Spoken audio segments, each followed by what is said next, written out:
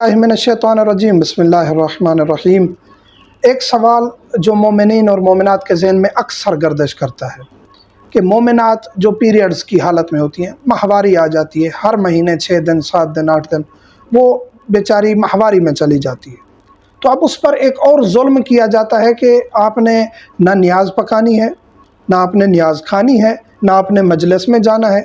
ये जुल्म है, ये शरीयत नहीं है।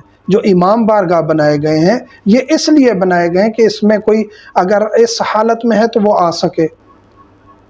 मस्जिदें हैं जो जिनमें एक शख्स जनाबत की हालत में या खातून हैज़ नफास की हालत में दाखिल नहीं हो सकती, इमाम बारगाह में जा सकती है, मजलिस में जा सकती है, ज़ियारात को छू सकती है। ज़ियारात ये जो शबीहात हैं, हाँ इमाम के ज़रिए मासूम के ज़रिए उसको छूना नजस हालत में जायज़ नहीं है अक्सर फ़ुक़हा के नज़दीक।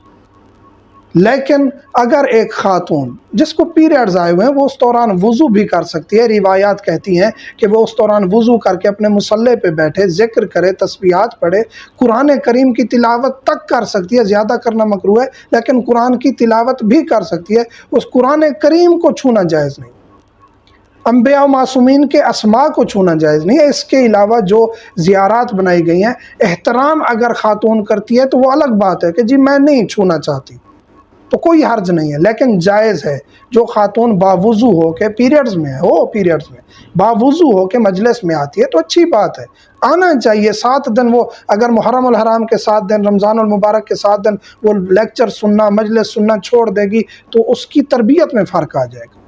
तो बच्चियों को, बहनों को, बेटियों को इनको नहीं रोकना चाहिए, इन्हें फ़कत ये कहना चाहिए कि साफ़ सुथरी हालत में रहें और वज़ू करके जाएं, मजलिस में जाएं। मस्जिद में जाना जायज़ नहीं है, इमाम बारगाह दीगर कहीं मजलिस हो रही है जाएं, अलम पाक को हाथ लगाती हैं तो हराम नहीं है, ज़ियारात को हाथ लगाती हैं हराम नहीं है, न्याज पकड़ के खाती हैं तो हराम नहीं है, न्याज पकाती हैं तो हराम नहीं है। ये एक माशरे में अपनी तरफ से चीज़ें राइज कर दी गई हैं जिसकी वजह से ख़ातून को इन चीज़ों से दूर कर दिया जाता है। न्याज खाने दें, न्याज का असर है, उसकी तरबियत में अच्छापन आएगा। उसको पकाने में कोई, उसके हाथ पाक हैं, उसका पसीना पाक है, उसके हाथ नजस नहीं होते। जो माहवारी में है उसके हाथ जिस्म नजस नहीं होता, फ़कत उसके वही जगह नजस है जहाँ खून लग रहा है बस। तो इन चीज़ों में शिद्दत नहीं रखनी चाहिए। जो बच्चियां इस तरफ हैं, फ़आल हैं, वर्कर हैं, काम करती हैं, जो ख़वातीन फ़आल हैं, वर्कर हैं, उनके घर मजालिस होती हैं, इंतज़ाम होता है, इमाम बारगाह की मैनेजमेंट है, तो उनको काम करने दें, उनको ना रोकें।